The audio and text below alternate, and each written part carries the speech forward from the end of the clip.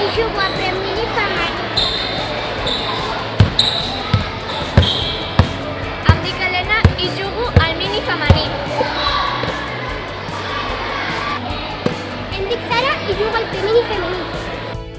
El Club Bàsquet Calafell segueix creixent. La temporada 2019-2020 així ho demostra, amb un augment del nombre de nens i nenes que formen part dels equips d'iniciació. Hem crescut sobretot a l'escola preminis i minis, no? L'any passat tenien un premini mixta i este any tenen un premini masculí i un premini femení, no?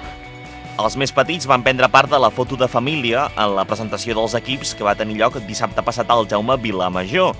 El vicepresident del club, Enrique Vázquez, explicava quines eren les claus que explicaven el creixement en aquestes categories. Lo primer és el boca a boca. Lo segon, tenem la influència de molts pares que han jugat a bàsquet, tant mares com a pares, i sabeu tots que som campions del món a nivell espanyol i campions d'Europa a nivell femení, de masculí, campions del món. Això també tira cap endavant. I després, bueno, la il·lusió i el bon fer de la gent nostra, dels entrenadors, i a la canalla s'enganxa. L'acte es va iniciar a les 5 de la tarda. Un a un, tots els equips van anar sortint a pista. Els primers en fer-ho van ser els sèniors. Els nois que juguen a la tercera tarragonina volen acabar la temporada de la millor forma possible i intentar lluitar per l'ascens a catalana. Per la seva banda, les noies, amb Raúl Sotillo de nou a la banqueta, volen assegurar-se la permanència a tercera catalana en una segona fase on s'enfronten els equips de Lleida. En aquesta instantània també hi van ser presents la resta d'equips.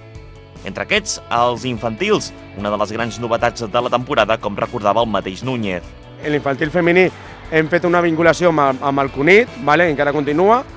Tenim nenes d'aquí del Cunit que entenen de Calafell, que entenen al Cunit i compartint, no? Un dia van allà al Cunit, un dia venen aquí. Això va començar des del principi. I l'infantil femení, que no sabien si sortiria o no sortir, al final ha sortit, no? Hem començat a competir al mes de desembre i ha sortit, no? Van començar amb 5 nens i ara ja són 9 nens, no? El club compta aquesta temporada amb una quinzena de conjunts, augmentant els de l'any passat. El president del club, Francis Pérez, ha ressaltat el bon estat de salut de l'entitat que ja ha superat el mig segle de vida.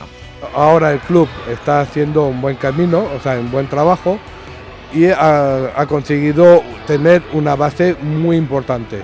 Que el día de mañana o de aquí 20 años, 25 años o 50 años, alguien más recogerá el fruto de este trabajo, igual que nosotros lo hemos hecho y hemos intentado mejorar, que creo que lo estamos consiguiendo, y todo esto para tener un club sano y con jugadores que estén a gusto y quieren jugar en el Club Bàsquet Calafell. El repte de cara a properes temporades passa per disposar d'equips que ara mateix manquen en la categoria masculina, com explica el coordinador del club. I ara mateix només quedaria cadet i júnior, no? Nens de 14 anys, 15 anys, és molt complicat que vinguin cap aquí, ¿vale? Jo crec que hem d'esperar. L'any que ve que sortís el cadet, podem fer, no? Perquè hi ha nens de l'infantil que pugen al cadet, però tindrem que fer un altre esforç, no? Tindrem que buscar una altra manera de fer-ho. És molt complicat. En aquesta presentació també hi va ser present l'alcalde de Calafell, que va ressaltar el paper que històricament ha tingut el club amb les escoles per fer arribar el bàsquet als més joves.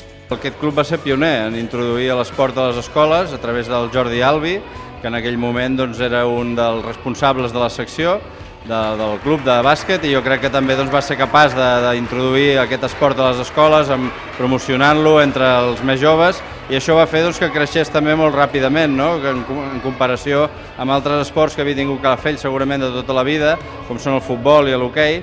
Després aquests esports també van promocionar, després de que ho fes el bàsquet, a les escoles, i per tant van obrir el camí en aquest esport base, en obrir precisament les portes d'aquestes escoles i fer que molts nanos poguessin practicar aquest esport.